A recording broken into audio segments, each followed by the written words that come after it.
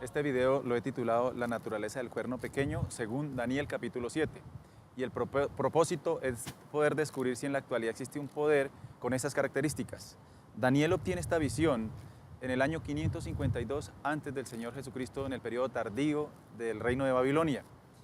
Y él observa a través de unas visiones unas bestias espantosas que lo dejan un poco perplejo. Uno de los que le asistían, dice este capítulo, y en el versículo 17, le dijo que estas 4 bestias representaban 4 reyes que se levantarían sobre la tierra. Así que para poder llegar al cuerno pequeño necesitamos descubrir cuáles han sido esos reinos que han surgido sobre la tierra. Remitiéndonos al versículo 4, menciona que la primera bestia era como león y tenía alas de águila. Así que, de acuerdo a los arqueólogos, el león y el águila eran íconos especiales del imperio babilónico.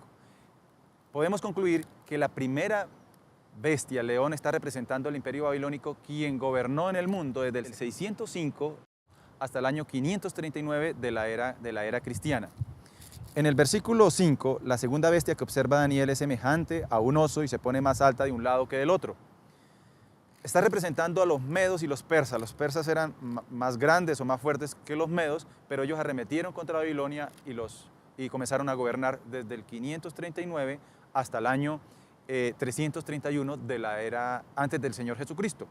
El versículo 6, Daniel sigue mirando y ve otra bestia semejante a un leopardo, con 4 alas de ave en su espalda. Está representando el liderazgo que tuvo Alejandro el Grande con el surgimiento del imperio griego. Las alas simbolizan la rapidez con que él conquistó todo el mundo conocido. El auge que tuvo este imperio va hasta el año 168 antes del Señor Jesucristo. La cuarta bestia que observa Daniel, de acuerdo al versículo 7, es espantosa y terrible, muy fuerte, devoraba, destrozaba y pisoteaba las obras con sus pies. Está representando al reino que la historia señala que sucedieron a los griegos, al imperio romano. Bajo ese liderazgo surgieron los emperadores, los césares, y también en ese periodo fue que murió nuestro Señor Jesucristo en la cruz del Calvario. El final de Roma imperial llega al año 476 después de Cristo, con el surgimiento de las 10 tribus bárbaras conocidas que le dieron el origen al surgimiento de las naciones. La historia los cataloga como los anglosajones, los francos, los érulos, los alemanes, vándalos, burgundios, suevos, lombardos, visigodos y ostrogodos. Es interesante notar que el cuerno pequeño surge a partir de esos 10 cuernos, porque el versículo 8 dice: mientras yo contemplaba los cuernos, vi otro cuerno que salió de allí. Así que vamos a analizar 8 características importantes del cuerno pequeño. La primera de ellas la encontramos en el versículo 8 y en el 24 de Daniel capítulo 7. Y es que se levantará y destruirá a 3 de ellos. La historia señala que Clodoveo, rey de los francos, se convirtió al catolicismo en el año 496 hasta el 506, pero en el 508 él arremetió contra los visigodos, una tribu, una nación, y la conquistó porque ellas eran arrianas, no creían en la naturaleza divina de Cristo. Justiniano, emperador de Oriente, aprovechó la oportunidad y nombró al Papa como gobernador de todos los sacerdotes. Así que Clodoveo cogió más fuerza y en el año 534 destruye a los vándalos, y en el 538 destruye a los ostrogodos, colocando la iglesia en una posición ya de supremacía. La segunda característica, de acuerdo al versículo 24, es que ese poder será diferente a los otros reinos. ¿Por qué? Porque además de ser un poder político, es un poder religioso. La tercera característica indica que es más grande que sus compañeros, de acuerdo al versículo 20. ¿Por qué? Porque la jurisdicción de este poder no iba a ser solamente geográfica, en un punto estratégico, sino que iba a poder dominar a todas las naciones que habían surgido en ese entonces. La cuarta característica es que este poder hablará palabras contra el Altísimo. Y es interesante notar un análisis paralelo de Apocalipsis 13:6, hablando del mismo poder, dice que este poder blasfema contra Dios.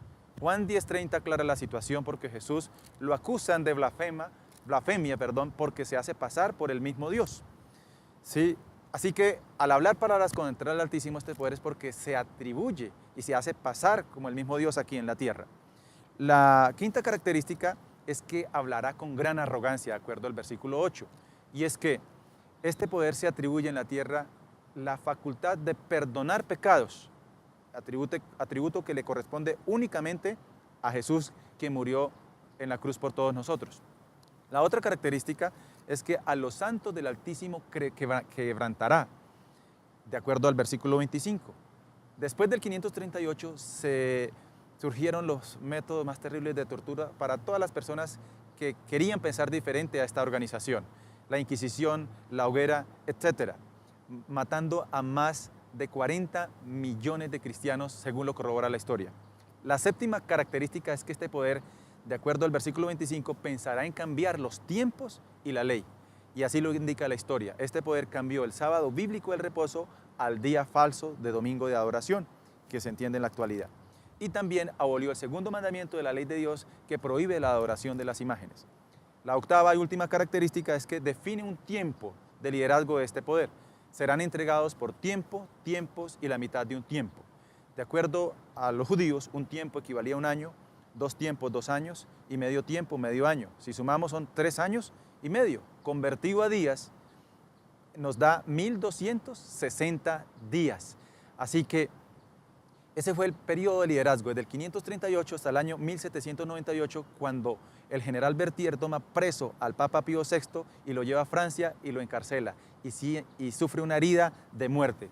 Así que concluyo que las características de Daniel capítulo 7 se le atribuyen a la Iglesia Católica Romana. Muchas gracias.